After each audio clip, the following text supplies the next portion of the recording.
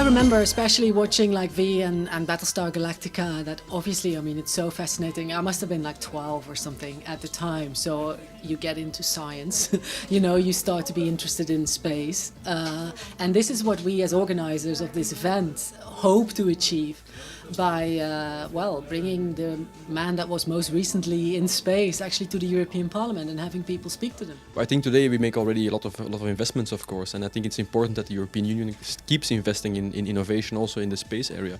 I think there we should really become also the forerunners. There's a lot of competition going on also with emerging economies right now, and I think we should really stay on top of everything and keep investing in innovation. The young people, they grow up with television, with TV series, etc. And for them it's very important to see these role models, to see, oh, there are people that can serve as an inspiration for me. And to go this way, to become a scientist or to become an engineer, shaping the future.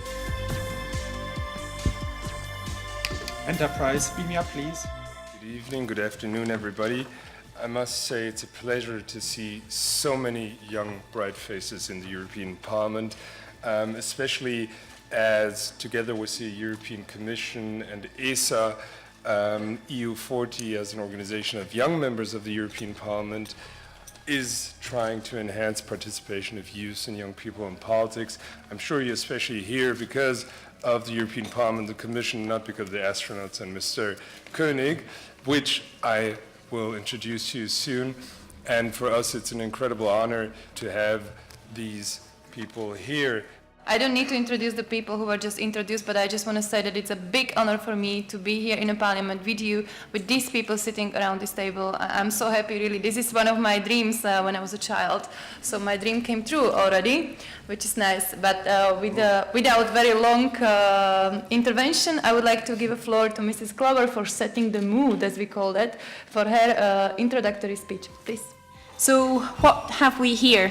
We have an incoming transmission. And what I want to do is to set the scene a little bit about how Star Trek, which is a science fiction series which went on to films and further series, how that science fiction actually excited people about science. It certainly excited me.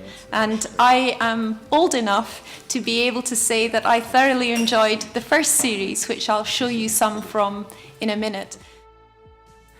No, I tell you what.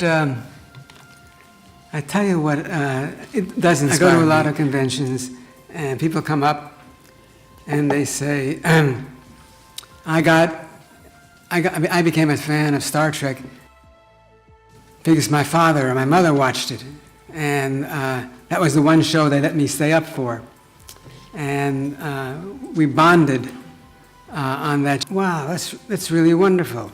It speaks about a whole lifetime.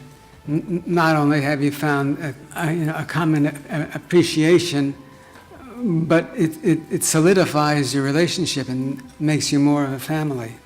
What is inspiring for young people and what can enthusiasm them for science and technology is role models. I think role models play an important role.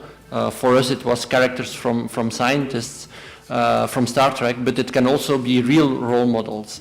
And the fact, I think, that sometimes young people think that science is boring, mathematics is boring when they sit in high school. We can show examples of people that have done scientific careers, like myself, engineering careers, that have a very exciting life. Again, who would have thought 100 years ago that any citizen, or almost any citizen, from the European Union could take an airplane and go and fly? But today it's reality.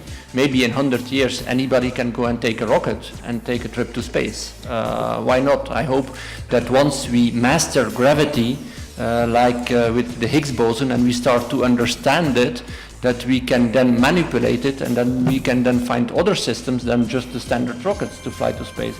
And maybe it becomes much cheaper and ecologically friendly. I also hear people with physics background, lawyers, getting into something totally different.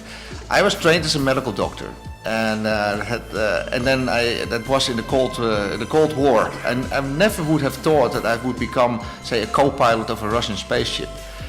But that still happened. So you can go a lot of directions with your studies, and science is very interesting area, but it doesn't mean that you have to continue in that field. You can go in a lot of different directions. I see that from a lot of people. It's the interest in and the curiosity of people that brings them further. When it comes to a manned Mars mission, I would say that today we have the technology to do it. In fact, today we are much closer to realizing a manned mission to Mars than NASA was in the early 60s in realizing a manned mission to the moon. Of course it's going to be difficult. We're talking about, with technology of today, we're talking about a round-trip mission time of 2.5 to 3 years, 6 months there, a surface stay on Mars of about 1.5 years in order to wait for the planets to get into a favorable position before the astronauts can return, followed by 6 months back. So we're talking really about a very long trip of 2.5 years, but I certainly think that we have the understanding and the capabilities to achieve it.